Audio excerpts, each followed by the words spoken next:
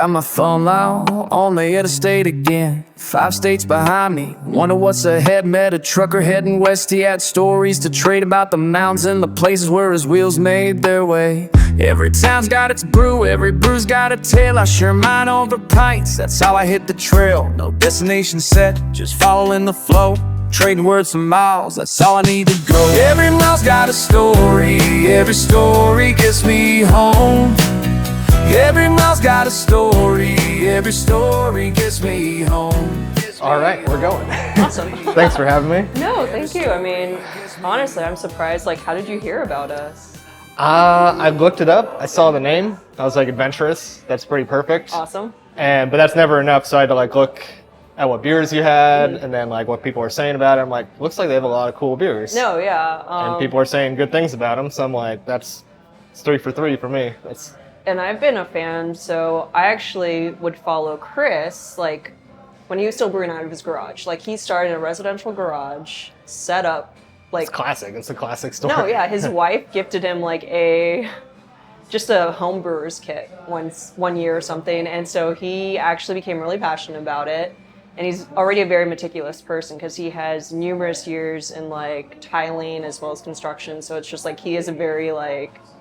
meticulous mind. Right. Very attentive to detail, and so he just started joining like the local home brewers sort of like community, and it got to the point where he was just like exceeding everyone's expectations. So then he's like, oh, I'm gonna open my own brewery or like actual like name, LLC. Yeah. And then he just would brew out of his garage. Usually it was about a 6-stall, drop it off somewhere. And there's a place down in downtown Davenport where I became familiar with him. It was called Endless Brews, 20 beers on tap. It's owned by Master Cicerone. So you told me to go there. Yes. And I went there, and this is from Rob for you.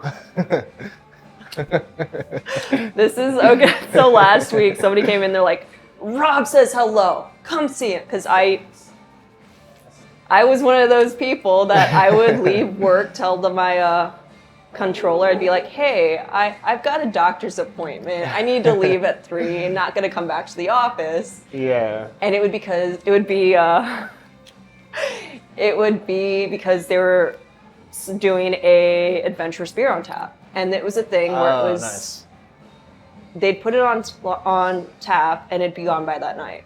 Wow. So nice. I would get there early, I'd get a place at the bar, and that's how I became familiar with Adventurous back in 2017, 2018. Yeah. Followed him around when I would find him. And then, obviously, like, at one point I was like, I'd love to work for these guys. Fast forward 6 years, I got hired in January of 22. Okay, so pretty recently. Yes. 6 months later, I accepted the position of manager. And so, lo and behold, here I am fulfilling a dream of wanting to work for these guys, not realizing it was to be this level. So I'm super grateful, and this is just, thank you. Yeah. Let's try one of these beers that you've been loving for so many years. So. Maybe the cold IPA? Probably. That's probably going to be like the lightest. Cheers.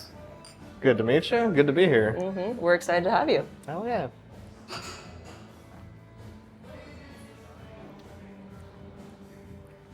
soon as the aroma hits my nose, I know I'm about to drink a good beer. Yeah. I mean, I did see a few of your clips and videos and whatnot, and I mean, Avery made you tear up, man. You saw that? I did. Yeah. I was like, yeah, because I mean, like, this whole week's been a whirlwind, and then Chris forwarded me the message, and I was like, huh. And so, like, I'm like, between yesterday and today, I was just like, obviously I work as well behind the bar, I manage, and so I was like perusing some of your reels, and I'm just like, oh, Avery. Have you had some of Avery's beers? Have they made you tear up, or am I Not alone quite. on that? I've had a few. Anymore now, since I'm working full time, it's hard for me to be able to like go out and explore as much as I used to. So yeah. I mean, I love this place, and I'm here, and I come in on my days off just to make sure things are okay, and so. Oh, cool. I mean. Little quality control on your days off. Maybe, you know. We also do quality control in the back as well. I mean. Yeah. Got to make sure everything's up to par. Exactly. It's nice to have a place like Endless Brews in town because they Yes. had a bunch of local-ish stuff. I think he said intentionally he tries not to have too much Yes, precisely. super nearby stuff. Well, But then, and so that's what we did. So obviously, when he opened the tap room he acquired it in the spring of 2020. Obviously, the pandemic hit, but he took that as an opportunity to, start familiarizing himself with large batch scales, the equipment. We actually just had a barrel-aged beer, which actually he barreled almost shortly after he got the facility. oh, So it got was right to it. That's smart. Yeah, and it was a coffee stout, imperial stout, hazelnut vanilla, and he took a portion of what he distributed. He actually just put in the barrel and let it sit for 2 years. So it was it was something special for us. Could people come visit him in the garage, unofficially or officially? I think either maybe way? just those that were friends of his, but he wasn't yeah. really doing local. Okay, so. yeah. I'm sure permitting and stuff has got to be weird to And like, I mean, serve in your also, garage. he's very, he likes to keep his things close to his heart. So, okay. Gotcha. doesn't want others to, which makes sense. I mean, a master, a genius doesn't want everybody knowing what they're up to. Yeah, so. you got to keep some secrets. Yeah, it's but some of these, like the Polar Warrior is a new beer for us. And so it's been great to see people coming to me like cold IPAs. And so I myself am still learning about the entire process. Yeah, and it's not over the top, but No. it's definitely hopped. It's like a hopped lager. It's Yeah, I mean, because it is brewed with, I believe, some lager yeast as well. And so some people like it because it reminds them a little bit of a West Coast, but it still has a little bit of that, it's weird. It's like people either love it or they hate it, just like with any beer. yeah. But it's been interesting to see people come in, they're like, cold IPA, they It'd try be hard it. to hate this beer. I could see you wanting more. Obviously, there's probably going to be some crazy flavors coming up. Oh, yeah. But I can't see hating this beer. No, it's very clean. It's nothing Yeah. you get a little bit of that sort of malty, a little bit of that hoppy. It's just, it appeases all your senses. Yeah. So you get best of both worlds with either styles. And I was gonna say you could probably drink a bunch of these, but it is 7.5%, right? It's about 7 to 8. It doesn't taste like that, which No, is always a and sign of a so, good brewer. That is something when I actually first came to the tap room as a customer, there was a stout and it was PB&F, peanut butter and marshmallow fluff. Okay, all right. I remember having a 12 ounce. Yeah. And my partner and I, we came in, we had some beers, and we each had one, and we hadn't eaten anything. Late afternoon, on our way to dinner, finished our beers, and we looked at each other, it's just like, holy crap. We felt it. And that's the thing about Chris, is people are like, he likes his big beers. I mean, over the years, it's not all above 5% or 6%. We try and do across the board. It just, Yeah, whatever it calls the ones for. that are really good just happen to be a little higher. Well, that's all right. Skip to, I guess, one of these IPAs. So- There's two suited ones, sort of. So we have 2 double dry hops. The 2 in the middle so we have a series, TDH, so triple dry hop. Yeah. Easy Peel is our series. And so we always have 1 or 2 on draft. Okay. Usually as one starts getting halfway through inventory, we start brewing another one. So usually it's common to have 2 Easy Peels on the board. Okay. So we have, that is our double dry hop suitable. So it has Citra Mosaic and some Strata hops. This is the double dry hop Leisure Suit, also some Citra. And then we have the 2 triple dry hops. Both are going to be in their 8%. Suitable is also in the 8%. Leisure Suit's in the 6%. So maybe let's go Leisure Suit and then Suitable. Yes. All right. I like it. Yeah, one of these looks like the Dumb and Dumber Tux. I forget which one, but Cheers. I saw it and I'm like, yep, that's a good one.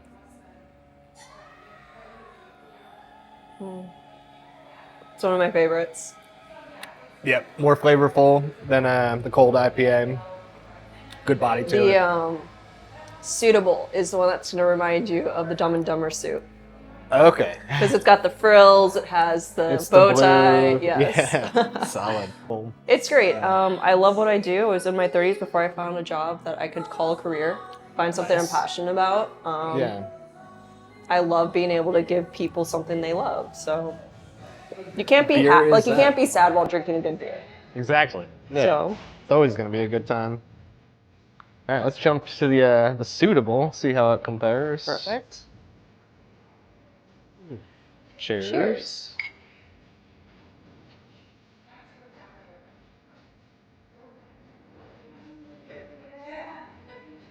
A little more body, a Yep. little bit more going on. Yep. More of like a melon character too. We've had some people even say a little bit of. I had one person even use mint a little bit, Mint, and I've also had a lot of people say floral. floral, Yes, little floral. like on like the finishing back end aftertaste. Yeah, I get a kind of like cantaloupe, but not as sweet. I love a good hazy that's got a lot going on. Yeah. You know.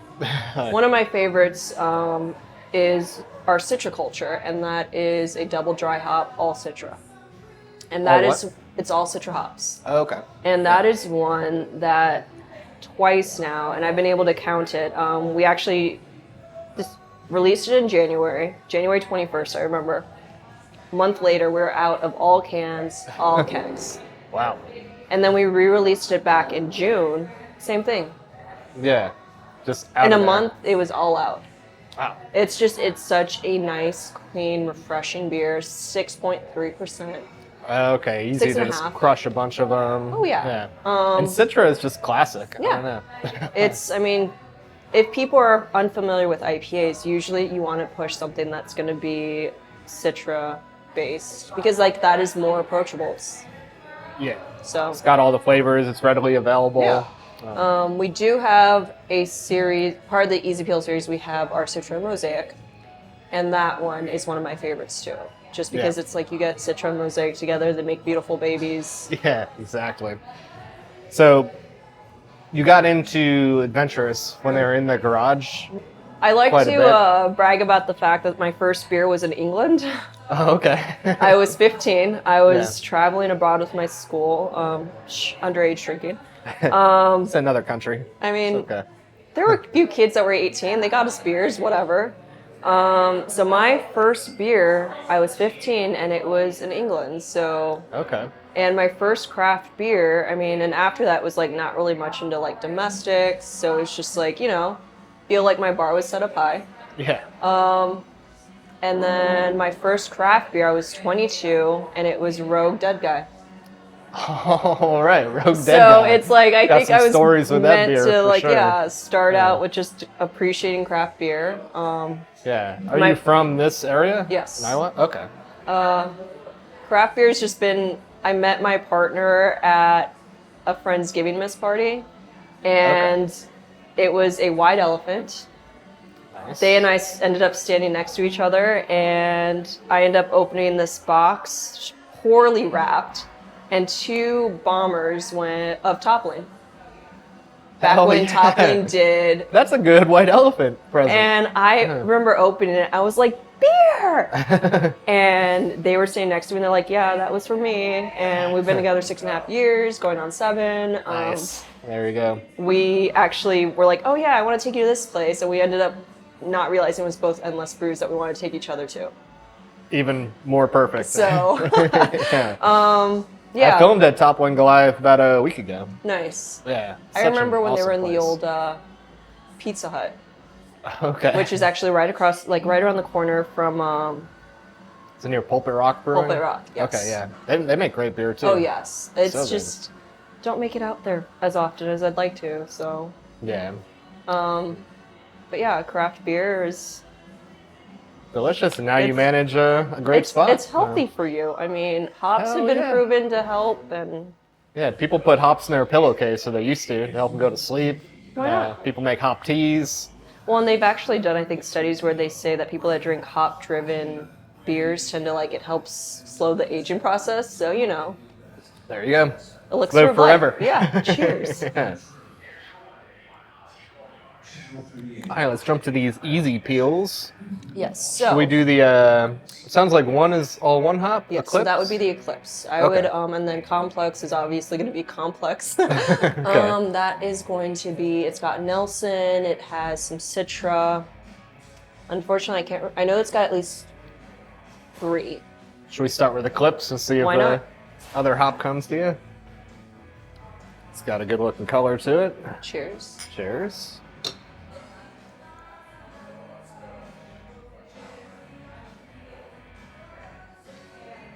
Definitely packs a little bit more of a punch. Yep, that's got the most body out of all of them too. Getting more towards that grapefruit thing, which I always like. Well, this is the best beer so far, in my opinion, So far. for this afternoon. So right far, now. there's still 3. Yep. All right, let's go to the complex, see how that compares. Cheers, again. Cheers. This one's looking good too.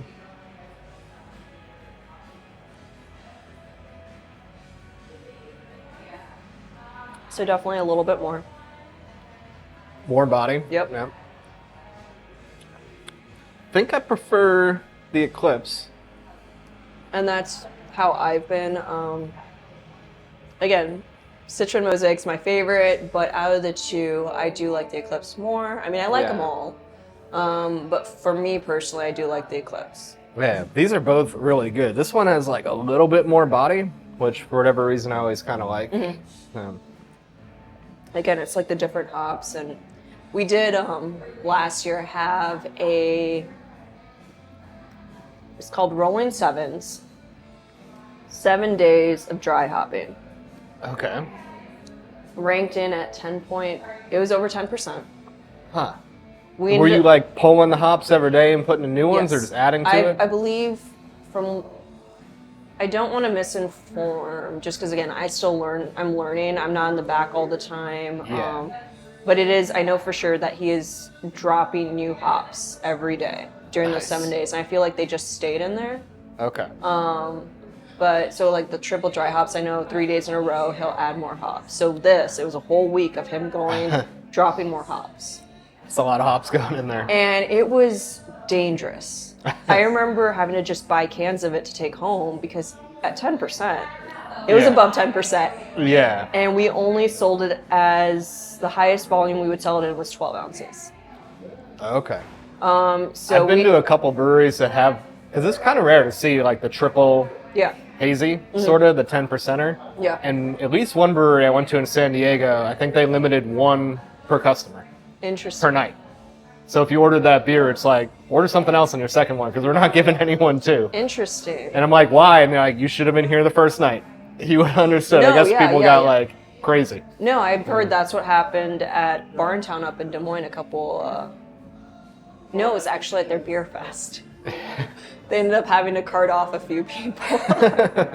I mean, Because I think I'm super excited to try this Yes. stout. But when you have a stout, you kind of know what you're getting into and you expect it. well, But when especially you're with the barrel ages. Yeah, but if it's kind of like a sessionable hazy and it's 10%, You don't expect it to be, yeah. yeah, you might not know until you're like 6 in. You're like, oh, I've done something. And that is with the Rolling Sevens. That was something I would take home to drink. And sure enough, after a whole pint of it, as opposed to 12%, like a 12 ounces, Yeah. Like, oh, here we go. I'm like, we're in it for the long haul, guys. But that was one that we did distribute just because we wanted, it needed to be drank fresh. It was with so many Yeah. hops, shelf life is not minimal, but I mean, you do want to drink it before it goes bad. yeah, So- certainly within, I don't know, a hazy, it's almost like within a month.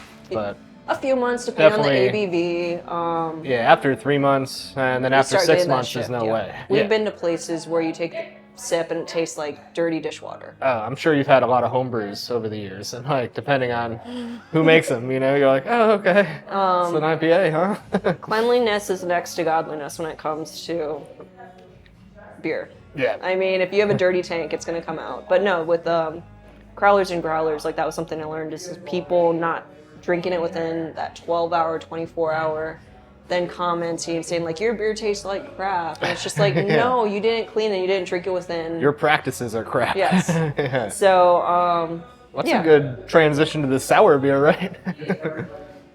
The sour will, I'm curious as to your reaction. I'm imagining this is a kettle sour. Yes. Okay. I believe so. Again, I know it's brewed like a sour. Yeah. It's the flavor. It's brewed like a sour, but the flavor, we get it often. So, You get it often, you said? just the reaction. Oh, okay. I'm Cheers. excited. Cheers. Yep.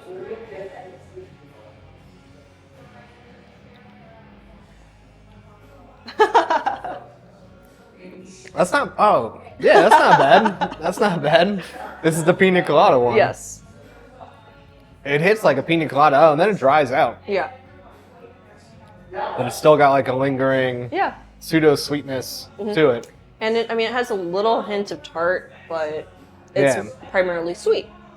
Vanilla for sure. Yes. Yeah. So since we extended our license at the beginning of this year, we've actually been able to do liquor. Okay. So we do a lot of beer cocktails, beer tails. Yeah. So with this, we actually will add some Puerto Rican rum on the rocks, Okay. pineapple garnish. It helps sort of like, if you don't want something too sweet, it lowers that sweetness, ups Yeah. the kick. And Use like a spicy rum or like a straight up. just clean straight up rum? white rum. Okay. Just because we don't want the liquor to like tamper too much with the flavor profile. Makes sense. So with the Mexerita, that's one that we've done twice this year, and we actually premiered it in the fall last year for a food truck. It was their debut with us. They were still relatively new to the scene.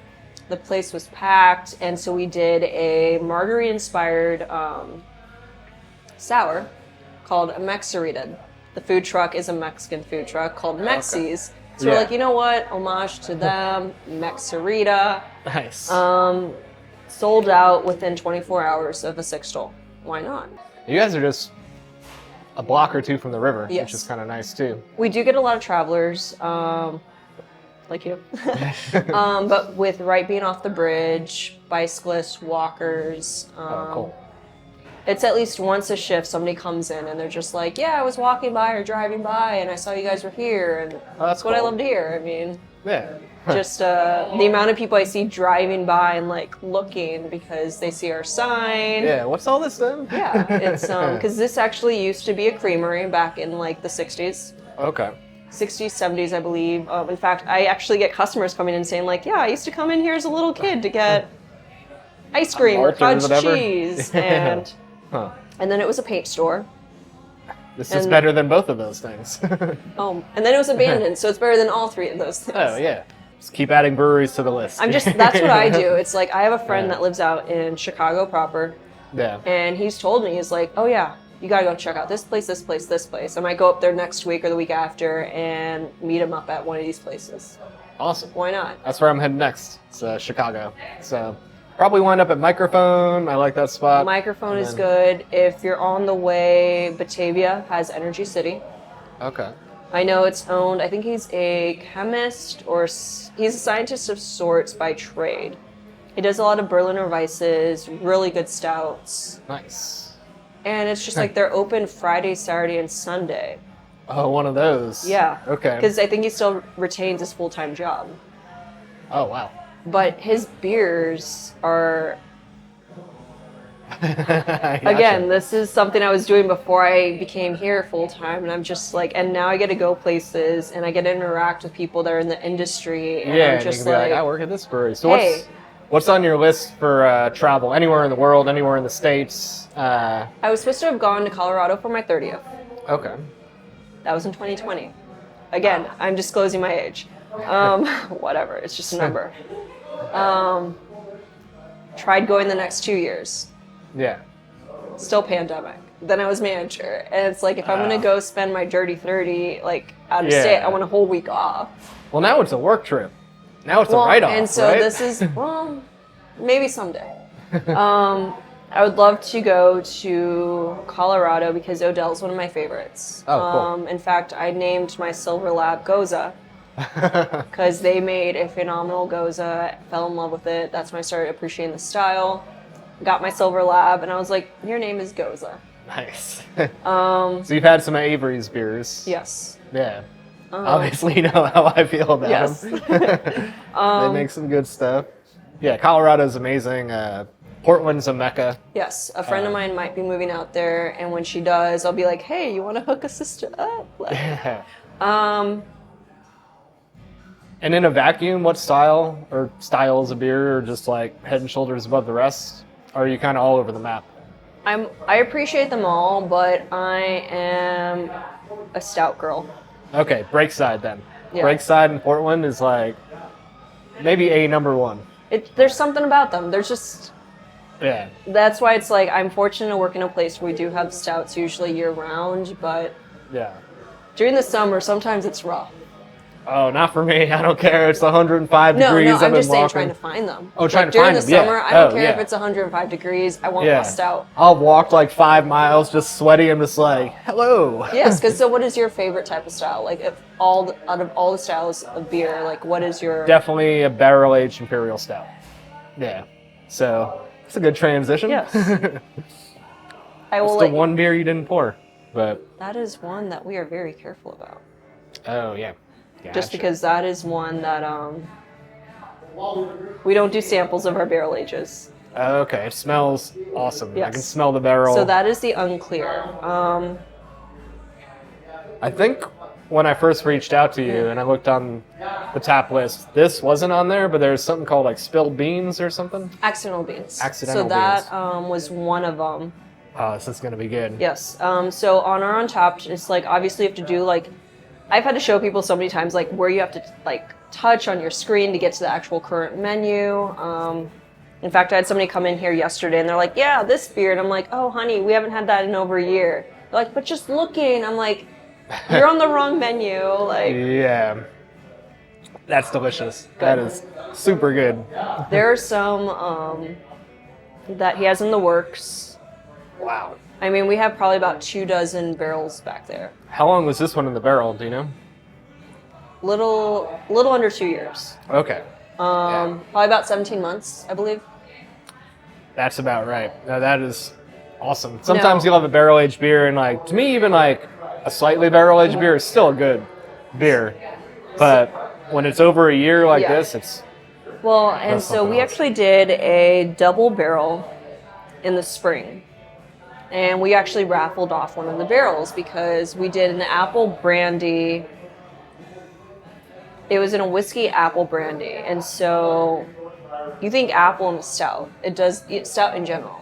But it was in a brandy barrel for half of the duration of its barreling process. And then you transferred it to something else, to a whiskey or a rye barrel. And I still remember the taste because it finished and you got that very just clean, crisp, subtle apple on the end. huh. And we ended up just raffling off one of the barrels and it was the apple brandy barrel. Okay. One of my favorites that he's done has been the Night. And the Night is a coconut barrel aged. So after he pulls it out of the coconut, puts it in the tank, then he rests some like organic coconut chips in there. Okay. After the barrel.